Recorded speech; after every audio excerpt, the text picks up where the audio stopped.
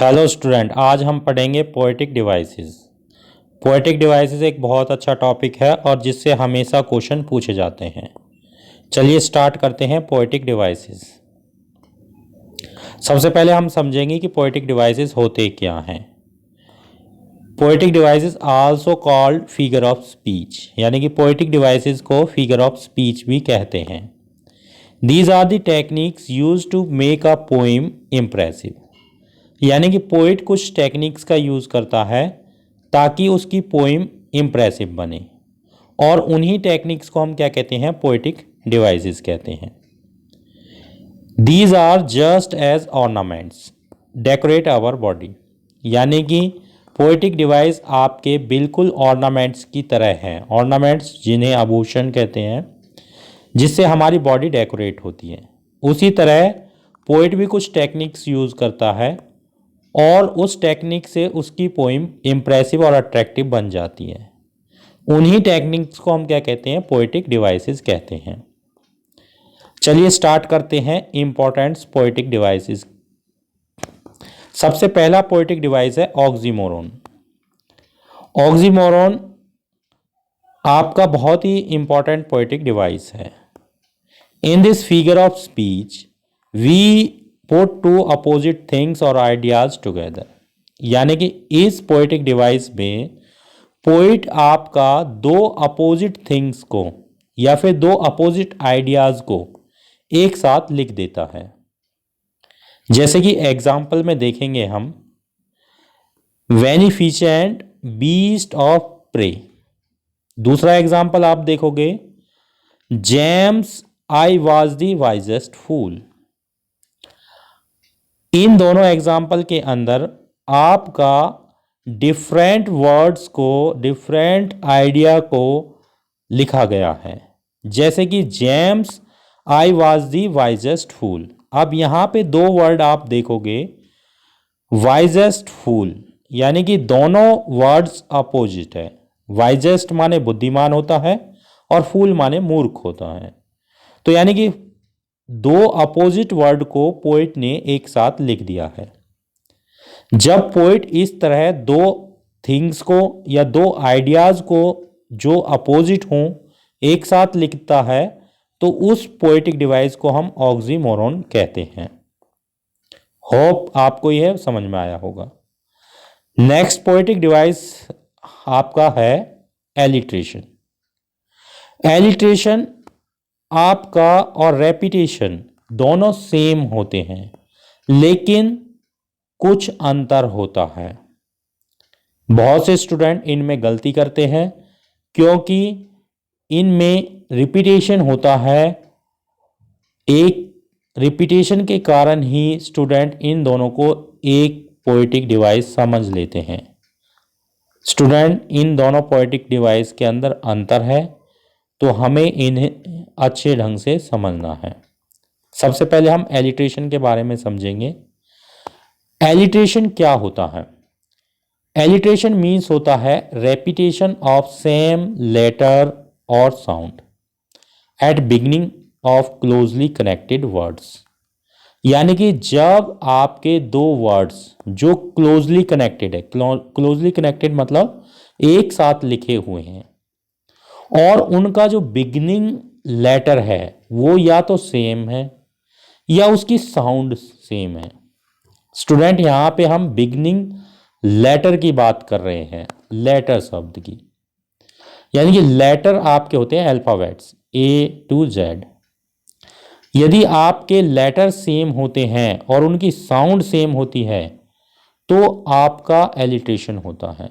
जैसे कि एग्जाम्पल में आप देखोगे, ग्रीडी गुड्स डोर्स। अब ग्रीडी का जी और गुड का भी जी, ये दो वर्ड्स ऐसे हैं जिनका फर्स्ट लेटर सेम है और साउंड भी सेम है। तो इट मीन्स जब आपका लेटर सेम होता है और साउंड सेम होता है, उन पोएटिक डिवाइस को हम एलिट्रेशन का नाम देते हैं।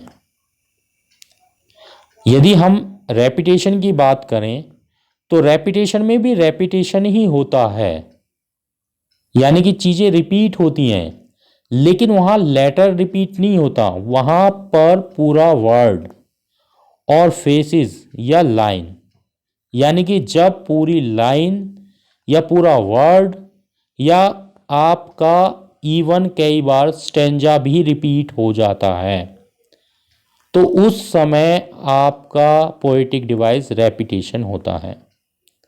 स्टूडेंट, यहाँ पे आपको ये बात समझ लेनी है कि रेपिटेशन के अंदर सेम टू सेम वर्ड आते हैं, जैसा कि एग्जाम्पल में दिखाया गया है, smile and smile and smile.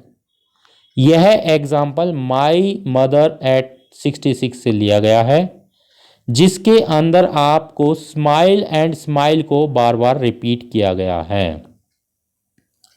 तो जब वर्ड रिपीट होते हैं या फेसेस रिपीट होते हैं या लाइन रिपीट होती हैं, उस समय का जो पोएटिक डिवाइस होता है वो रेपिटेशन कहलाता है। तो स्टूडेंट, एलिट्रेशन से ये बिल्कुल अलग है। एलिट्रेशन में केवल लेटर यानी कि ए टू जेड वाला पहला बिगिनिंग लेटर सेम होता है, जैसे कि ग्रीडी और गुड्स के अंदर केवल जी जी सेम है, लेकिन ग्रीडी और गुड्स दोनों ही वर्ड अलग है। जबकि रेपिटेशन में आपका लेटर सेम टू सेम है। तो आपको इन दोनों का अंतर समझना चाहिए। एलिट्रेशन में केवल लेटर सेम होता है और रेपिटेशन में आपका बिल्कुल सेम वर्ड आते हैं। होप आपको इनका अंतर समझ में आया होगा। नेक्स्ट पोएटिक डिवाइस है आपका सिमली। सिमली और मेटाफर, इन दोनों में भी सेम टू सेम सिमिलरिटी होती है, लेकिन दोनों अंतर है। स्टूडेंट, सिमिलरिटी क्या होती है कि दोनों ही पोएटिक डिवाइस के अंदर कंपैरिजन होता है, लेकिन when we compare between two unlike things using word like as so, then it is called simile। यानी कि अगर हम कंपैरिजन कर रहे हैं और किसका इस्तेमाल करके कर रहे हैं, लाइक का या एज का या सो का, यानी कि इनमें से किसी वर्ड को यूज करके हम कंपैरिजन कर रहे हैं, तो वो सिमली कहलाता है। जैसे कि as a late winter's moon, ये भी माई मदर 66 से लिया गया है। इसमें कमला दास अपनी माँ के चेहरे को मून से यानी कि कंपैरिजन करती है और कंपैरिजन के लिए एज वर्ड का इस्तेमाल किया गया है। तो जहां कंपैरिजन किया जाए लेकिन लाइक और एज जैसे वर्डों का यूज करके कंपैरिजन हो, तो उस पोएटिक डिवाइस को आप सिमली कहते हैं। आगे हम मेटाफर के बारे में पढ़ेंगे, जिसके अंदर भी कंपैरिजन होता है, लेकिन मेटाफर आपका सिमली से अलग होता है। स्टूडेंट, मेटाफर को हम देखेंगे और उसे समझने की कोशिश करेंगे। स्टूडेंट, मेटाफर के अंदर क्या होता है? मेटाफर के अंदर आपका कंपैरिजन ही होता है, जैसे कि सिमली के अंदर होता है, लेकिन we compare things without the word like and as. यानी कि मेटाफर में आपका कंपैरिजन विदाउट लाइक और एज के होता है, वहां पर लाइक और एज जैसे वर्डों का इस्तेमाल नहीं किया जाता।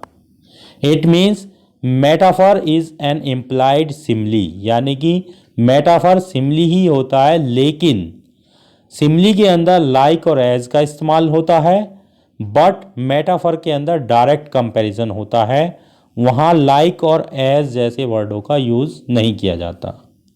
जैसे कि एग्जाम्पल में देखोगे आप, गैस्टी वेव्स, यहाँ वेव्स का कंपैरिजन गैस्टी से किया गया है, लेकिन लाइक और एज जैसे शब्द का इस्तेमाल नहीं किया गया। तो फ्रेंड्स, जहां लाइक और एज जैसे वर्डों का इस्तेमाल नहीं किया जाता है और डायरेक्ट कंपैरिजन होता है, वहां पे मेटाफर होता है। लेकिन अगर लाइक और एज का इस्तेमाल कर लिया जाता है तो आपका सिमिली होगा, जैसा कि हमने पीछे पढ़ा है। नेक्स्ट पोएटिक डिवाइस है आपका पर्सोनिफिकेशन।